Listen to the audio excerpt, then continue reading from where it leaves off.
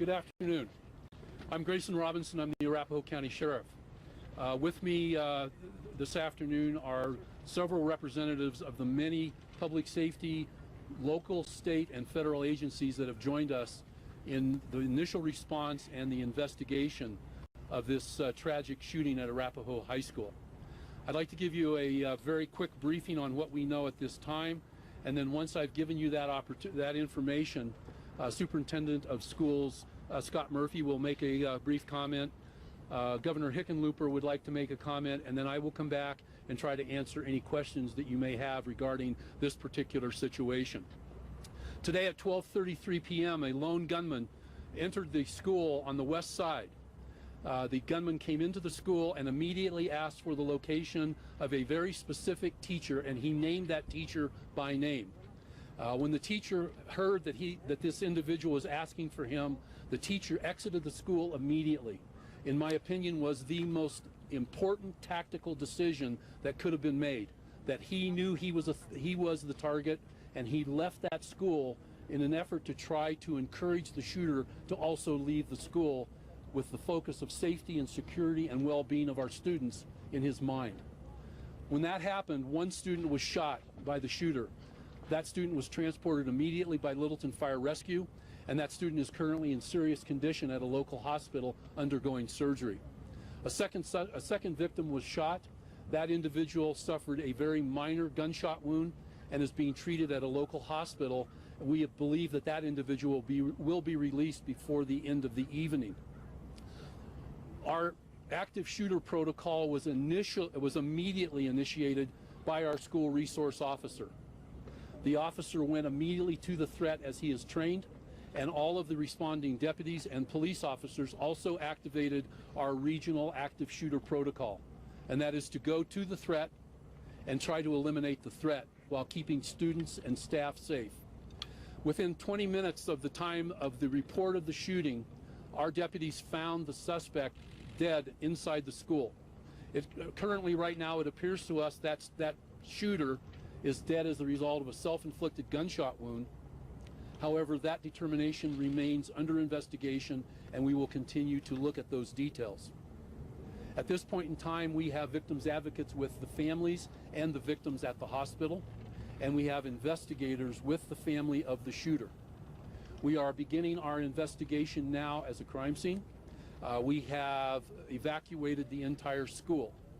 The school was evacuated very slowly, deliberately, and meticulously.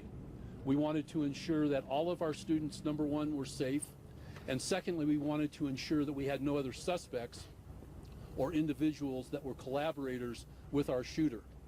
Although it will remain under investigation, at this point in time, we believe the shooter that is deceased is the only individual that was armed in this school today and came here to cause harm to the students and or faculty of this facility. However, that remains under investigation. We also have assets coming from the Colorado Bureau of Investigation to assist us with our responsibilities to process this crime scene, collect evidence, and do the work that we need to do so that we can come to a final conclusion of why this happened and how it happened. At this point in time, we have assets across the South Metro area talking with people who either know the suspect or have some association with him, and we are trying to collect that information. As I indicated, the school was evacuated methodically and very deliberately. We initially evacuated students to the Shepherd of the Hills Church, which is located about a block south of our current location. Very quickly, that facility became overwhelmed with the numbers of students and parents that were trying to reunite. And we had to select a second reunification site, which is the Euclid Middle School, located at 777 West Euclid Avenue in Littleton, Colorado. Very frankly, that is a distance from here, but it is the most convenient, and it's the largest facility that we could come up with quickly in order to do the work that we need to do quickly and efficiently. We are in the process now of reunifying our students and our families. We are in the process now of putting together a crisis intervention team that will be available for staff and students of Arapahoe High School as long as that group of crisis intervention professionals are needed. We will work in collaboration with the school district, and we will work in collaboration with our colleagues across the state that provide crisis intervention and mental health assistance to anyone that needs it as a result of this tragic shooting. With that, that is the information I currently have to share. I will be back with you in a few moments with questions, but before I answer any questions, I would like Superintendent of Schools Scott Murphy to join me and make some comments, please. Sheriff, can he stand next to you so he can take advantage of your microphones? Thanks, sir. Can you just step up a little bit closer? Thank you.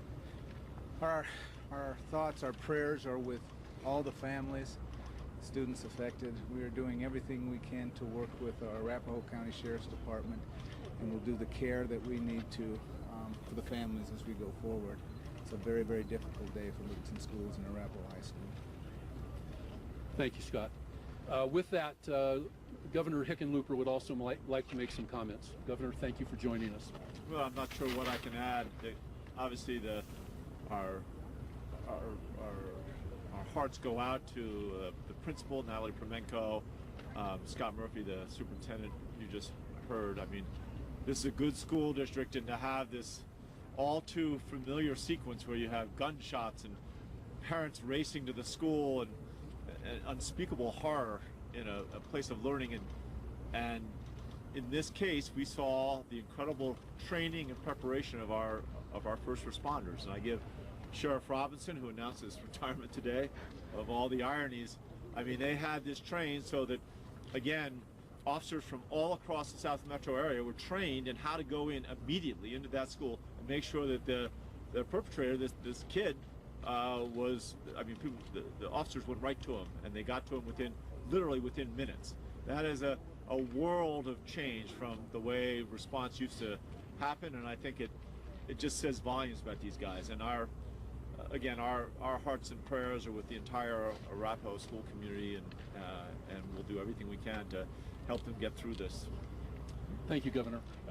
With that, I will try to answer questions. I want to also tell you that there are some questions that clearly I am not in a position to answer because of the ongoing investigation, but I will certainly, as I usually try to, tell you when I can and cannot. Yes, sir. Sir, I heard that the suspect's locker was a cause of concern. Can you tell us anything about that? It's a process of the ongoing investigation. We certainly will look at every aspect and detail that may be associated with the suspect, not only his locker, any place that he may have frequented in the school, and very frankly, his home as well. Thank you. Is it locker number 444?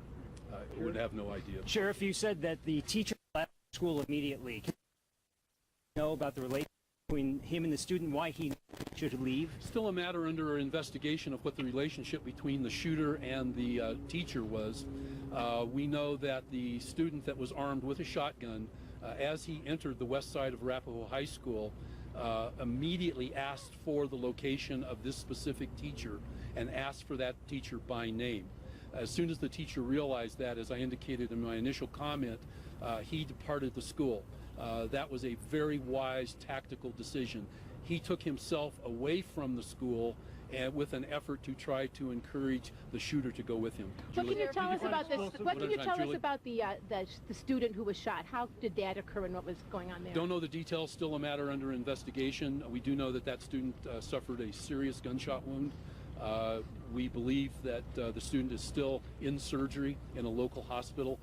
We certainly share our thoughts and our prayers with her and her family. Well, can you tell us about explosives or Molotov cocktails? Explosive, sure. We believe, certainly as part of our protocol, our bomb squad from the Sheriff's Office responded. Initially because of the fact that we never know, and we want to be err on the side of more assets than fewer. We believe that we have one device in the school. Initially it was reported to me that it was a Molotov cocktail, but my bomb squad is working that, trying to identify